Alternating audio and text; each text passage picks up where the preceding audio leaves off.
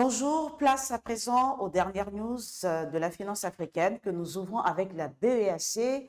La situation d'ensemble dans les pays de la communauté économique et monétaire de l'Afrique centrale au premier semestre 2020 est marquée par une tendance baissière de l'offre de crédit observée depuis le second semestre 2018, rapporte la Banque des États de l'Afrique centrale.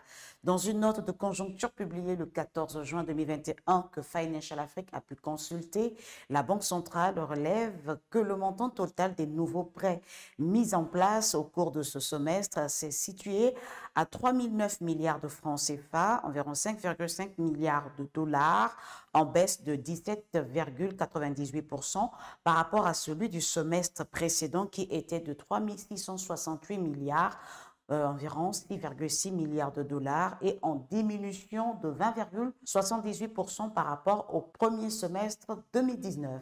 Du côté de la BCAO, le comité de politique monétaire de la Banque centrale des États de l'Afrique de l'Ouest a tenu le mercredi 9 juin 2021 sa deuxième réunion ordinaire au titre de l'année 2021 par visioconférence sous la présidence de M. Thiemoko Meïle Kone, gouverneur de la Banque centrale, son président statutaire. Le comité a passé en revue les principales évolutions de la conjoncture économique internationale et régionale au cours de la période récente, ainsi que les facteurs de risque pouvant affecter les perspectives à moyen terme d'inflation et de croissance économique dans l'Union. Restant en Afrique de l'Ouest, la production industrielle dans l'Union économique et monétaire ouest-africaine a enregistré une progression modérée de 1,3% en 2020, après une réalisation de 6,5% un an auparavant, selon les données de la Banque centrale des États de l'Afrique de l'Ouest basée à Dakar. Autre performance, le PIB au prix courant par habitant dans l'UEMOA est passé de 675 000 francs CFA à 735 000 francs CFA, environ 1 355 dollars entre 2019 et 2020, selon les estimations de la Banque centrale des États de l'Afrique de l'Ouest, soit une progression annuelle d'environ 9%. Au Nigeria, la dette publique du pays s'est établie à 87,24 milliards de dollars au premier trimestre 2021, selon un rapport du Bureau national de la gestion de la dette, soit une progression de 10% en glissement annuel. Du côté de OCP Africa, le groupe marocain OCP a annoncé le succès d'une émission obligataire sur les marchés internationaux pour un montant total de 1,5 milliard de dollars, composé de deux tranches de maturité de 10 et 30 ans assorties de coupons respectifs de 3,750% et 5,125%. En République démocratique du Congo, la Banque mondiale accorde 50 millions de dollars au programme de désarmement, démobilisation, relèvement, communauté et stabilisation en RD Congo, un appui financier que le président Félix-Antoine Tshisekedi a salué dimanche 13 juin 2021 à Goma, chef-lieu de la province du Nord Kivu. Égypte, l'agence égyptienne chargée du développement des moyennes, petites et très petites entreprises a noué un partenariat avec la Banque Misr pour accompagner les micro-entreprises égyptiennes.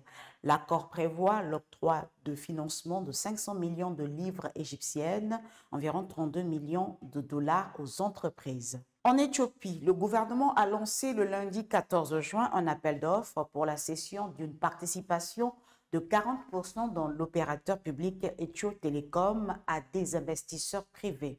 L'initiative entre dans le cadre de la libéralisation de l'économie. Selon des sources proches du dossier, les 40% seraient vendus en tant que participation unique à un seul investisseur. Au Sénégal, le ministre délégué général à l'entrepreneuriat rapide des femmes et des jeunes, Papa Amadou Sarr, a procédé le vendredi 11 juin au lancement du point nano-crédit de Podor, ville située au nord du pays. Le point nano-crédit de Podor dispose d'une enveloppe initiale de 40 971 982 francs CFA destinée à 349 bénéficiaires cibles. CFAO Motors, la société CFAO Motors Côte d'Ivoire versera à ses actionnaires à compter du 25 juin 2021 au titre de l'exercice 2020 un dividende net global de 4,17 milliards de francs CFA, environ 6,25 millions d'euros, selon le projet de résolution proposé par le Conseil d'administration pour l'Assemblée générale ordinaire qui se tient ce 15 juin 2021. En Afrique du Sud, la société d'investissement de capital investissement du milliardaire sud-africain Patrice Motsepe, African Rainbow Capital Investments, a annoncé vendredi 12 juin les performances de ces investissements dans le fonds ARC pour le premier trimestre 2021 grâce à ses participations dans l'opérateur mobile Rain et dans Time Bank. Dans le cadre de ces performances, l'opérateur de réseau mobile Rain a enregistré une forte demande pour ses produits et services dans le domaine 4G depuis le confinement national en mars 2020 et reste en avance sur ses objectifs initiaux et aussi l'expansion de son empreinte réseau dans le cadre de l'accord Vodacom.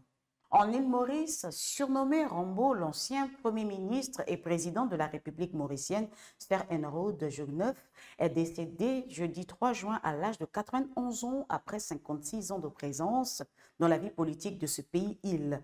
6 fois Premier ministre et président pendant 9 ans, il était l'antithèse du dirigisme à la Poutine pour lequel la démocratie doit s'effacer devant la raison d'État et l'économie. La France laisse-t-elle le champ libre à la Russie? La question est posée. En annonçant le 10 juin le retrait de la force Barkhane en tant qu'opération extérieure, Emmanuel Macron assume-t-il la possibilité d'une montée en puissance de la Russie au Mali, pays de sa zone d'influence? Lancée en août 2014 en remplacement des opérations Serval au Mali et Épervier au Tchad, cette force de 5100 hommes engagés dans la lutte antiterroriste auprès de 5 États, le Burkina Faso, le Mali, le Niger, le Tchad et la Mauritanie, se replie sur un aveu d'échec. Place à l'entretien, exclusivité avec Pathé Dione, PDG du groupe Suno, à suivre jeudi 17 juin à partir de 10h GMT sur le site financialafrique.com, YouTube et Facebook. Dans cette interview, Pathé Dione revient sur son parcours d'entrepreneur et sur la dernière actualité de son groupe. Des informations exclusives, notamment sur l'arrangement trouvé avec Sanlam, désormais sorti du capital de Suno, et la création de Suno Participation Holding West Africa à Dakar, entité qui va regrouper toutes les filiales ouest-africaines. Pour finir avec l'agenda, Africarena annonce sa conférence régionale d'Afrique de l'Ouest à Dakar au Sénégal les 22 et 23 juin 2021. Crédasure Connect, forum sur l'inclusion financière et professionnelle destiné aux PME, aux startups et aux entrepreneurs, se tient du 2 au 5 juillet à Lubumbashi en République démocratique du Congo. Les rencontres annuelles des mobilités se tiennent du 8 au 10 juillet à Abidjan, en Côte d'Ivoire. Le 28e sommet officiel Afrique-France se tiendra du 7 au 9 octobre 2021 à Montpellier. Pour finir, la 4e édition du Forum international des investissements au Bénin va se tenir du 26 au 27 août 2021. Voilà, c'est tout pour les dernières news de la finance africaine. Excellente lecture à toutes et à tous sur financialafrique.com.